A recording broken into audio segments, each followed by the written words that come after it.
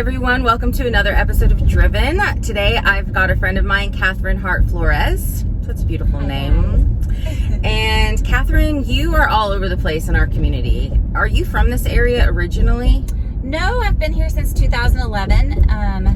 Raised south of Houston in the Clear Lake area, and came up here after college with a girlfriend and decided to stick around a while after that. Have some babies here. Yeah. And you had babies and they're boys. Yes. And not so you babies are anymore. Full-on boy mom. Absolutely. It's what I was meant to do for sure. And congratulations, because you made me clean the car. Oh, there are no thank you. helmets, cleats, or coolers or chairs in the car at the moment. So, and they're big into sports? Very much so. We are managing 4 different teams right now. So it is a dream come true on Saturdays to get everybody where they need to go. But that's why we have this big old tank of a car, so we can get all these stinky boys in here. It's ginormous. It really is. But it does not smell. No. So thank you. You're welcome. That is unique for the moment, just for you.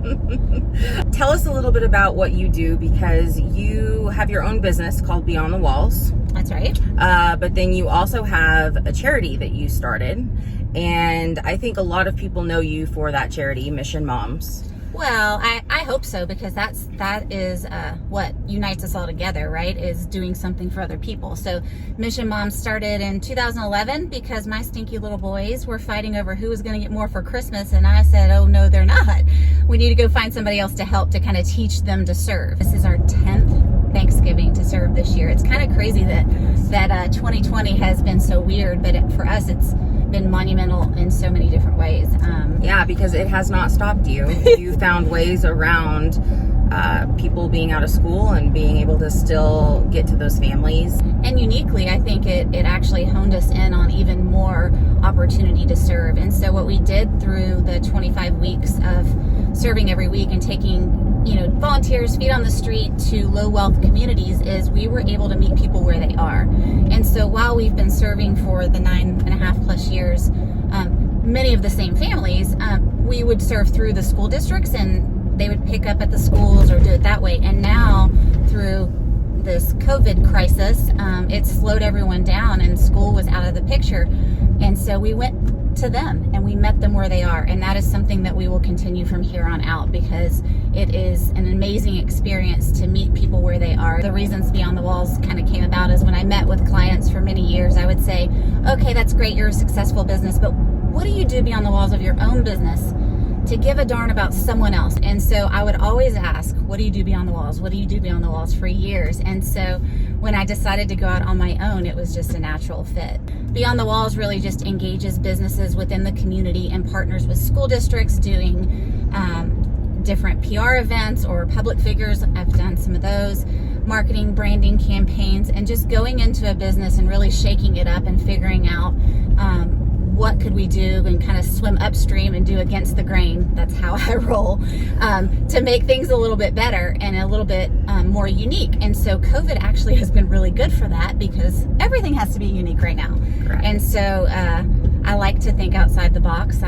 It's just more fun that way. What's your history? Did you go to college and study marketing? Yes, well, I studied abroad for about 9 months and did international marketing, and then came back and finished up. That's exciting. It's fun, but what I really wanted to do, I wanted to be Jerry Maguire so bad. I wanted to do sports marketing and branding. So you are clearly passionate about sport. Yes, I definitely love the competitive side. Everything I do is competitive. Oh, this is a fun question. Have you ever yelled at a coach? Absolutely. Have you ever gotten in an altercation with another team's parent? Define altercation. Okay, have you ever exchanged words? Not physical. Have you ever exchanged words with... Guilty. Yes. Okay. Yes. Have you ever been removed from a game? These questions have not been planned. I'm just asking them.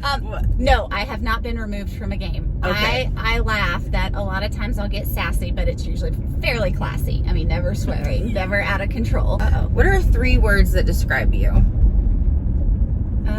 Let's see. Grit, grace, determined. Do you have a daily routine that you complete that contributes, to your success or having a better day? 2. I think you always make your bed.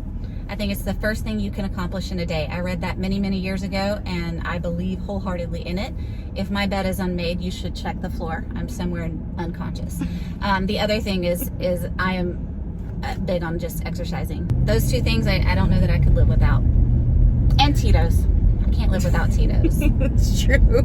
With lemon or lime? Lemon. Me too. What is something that you're hilariously bad at? Singing. But I do it at the top of my lungs. What was your first car? It was a Mitsubishi Galant. It was ugly. What color was it? White. It's terrible. Sound bad. It's terrible. What's your dream car? Something much, much smaller than this. Sunrise or sunset? Sunrise, for sure. Lake or ocean? Ocean. City or country living? Both. Cats or dogs?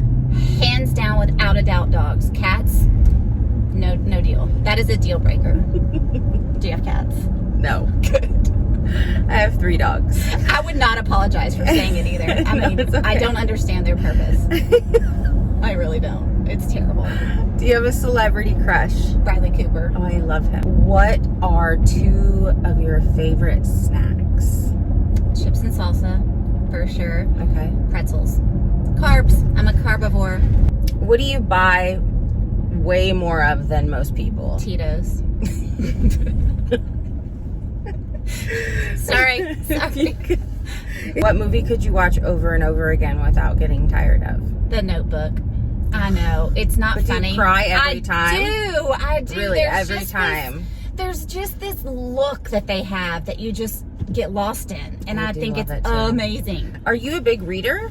No, because I can't see. And I refuse to get glasses. Should I be driving? I told you, enter at your own risk. I cleaned it. That's about as much as I could promise. I told you, hold on, girl. This is going to be the ride. Who has had the biggest impact on who you have become? Definitely my parents. My dad and mom have the greatest love story ever. And of course, they don't have perfect everything, but growing up, my dad had always told me, I'm daddy's girl. I love my dad. And he would always say, as much as I love you, I love your mama more. And it's so awesome. And he's very wild and loud and tells great stories. And then my mom is just Southern class and grace. If you could tell your younger self something, what would you tell her? It's funny. It's exactly what I tell both of my boys now. Stand up and stand down. Like, it's a balance of when to stand up and when to stand down, because it does matter. Like, finding your place right now matters so much, I think. And I think that's what's great about this, like, Corona clarity is what I keep calling it, because we've had time to think, right? We've had time to, like, just really shift what we actually need. What are we stripped down to? And I think it's awesome because it's helping us all stand up for what is truly, genuinely that we're passionate about. So I love this show that you do, because that's what it's all about, is what drives you. I love it. And that takes us to our last question. Let's go. Is what drives you every day to have this much energy and do everything you do, not just for your family, but for other members of the community? I think what I tell when I go and speak to different groups is the easiest way for me personally, and what I'm trying to instill in my two, to get out of your own head and get out of your own way, is to go help someone else. And so for me, when I have a bad day, or I feel like having a pity party, or a client made me mad, or an umpire made the wrong call because I was right, is to go help someone else. I've been blessed to be engaged in the schools and in all of these different groups, like communities and schools and chambers, to find the need and be able to help. Well, I think we are all blessed to have you. Oh, stop. Seriously. Well, this has been fun. My cheeks hurt from laughing. I really feel like I need some Tito's now, since this was not a commercial for Tito's, but Tito's, if you would like to sponsor. Call me. I'm in. The answer is yes. And I'm so glad that I made your face hurt. Well, thank you so much, Kathryn. I really appreciate you. Best of luck in everything that you're doing. And Thank you for tuning in for another episode of Driven, and stay driven, everybody.